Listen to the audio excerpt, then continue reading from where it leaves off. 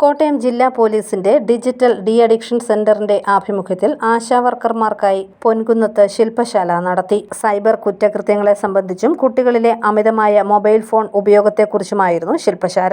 വ്യാപാര ഭവൻ ഹാളിൽ നടന്ന ശില്പശാല ഡിവൈഎസ്പി വിശാൽ ജോൺസൺ ഉദ്ഘാടനം ചെയ്തു. Narcotic cell DYSP KR Biju class എടുത്തു. പഴയ തലമുറയിലുള്ളവർക്ക് പുത്തൻ സാങ്കേതിക വിദ്യയിലെ മാറ്റം പെട്ടെന്ന് ഉൾക്കൊള്ളാനാവില്ലെന്ന് അദ്ദേഹം പറഞ്ഞു.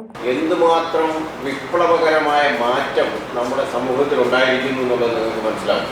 ഒരു 75-76 ജനിച്ച ആൾക്കാർക്കറിയാം അന്നത്തെ അവസ്ഥ എന്തായിരുന്നു, 80-ൽ എന്തായിരുന്നു അവസ്ഥ, 90-ൽ എന്തായിരുന്നു അവസ്ഥ, 2000-ൽ എന്തായിരുന്നു അവസ്ഥ. ഇപ്പോൾ 2026 2000-ലുള്ള അവസ്ഥ പോലും ഇപ്പോൾ വളരെ പ്രകടമായിട്ട് മാറി മറിഞ്ഞിരിക്കുന്നു. ഇന്നത്തെ ചുറ്റുപാട് ചിലപ്പോൾ നിങ്ങളിലും ഈ പറയുന്ന 50 വയസ്സുള്ള ആൾക്കാർക്ക് ഒന്ന് ദഹിക്കാൻ പോലും പ്രയാസമായി. ഇന്നത്തെ തലമുറയുടെ ജീവിത രീതി, അവരുപയോഗിക്കുന്ന സൗകര്യങ്ങൾ, ഇതൊക്കെ നിങ്ങൾക്ക് മനസ്സിലാക്കാൻ പോലും പ്രയാസമായി.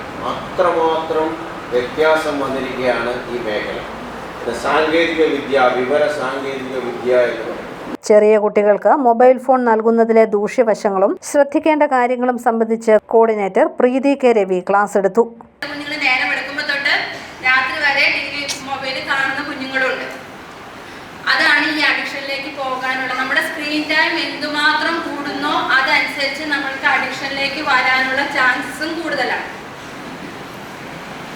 ഈ 5 വയസ്സുള്ള കുട്ടികളുടെ മൊബൈലിൽ നമുക്ക് എത്ര നേരം കൊടുക്കാൻ പറ്റും?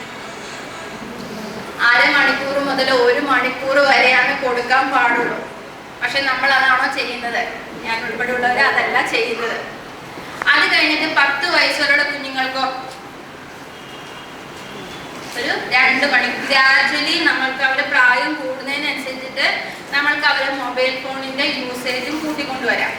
അതോടൊപ്പം തന്നെ പാരന്റ്സ് അവരെ പറഞ്ഞ് മനസ്സിലാക്കണം. Narcotic cell SI Sameer, Gopakumar, ഡിഫൻഡർമാരായ പ്രസീജ, രമ്യ എന്നിവർ പങ്കെടുത്തു.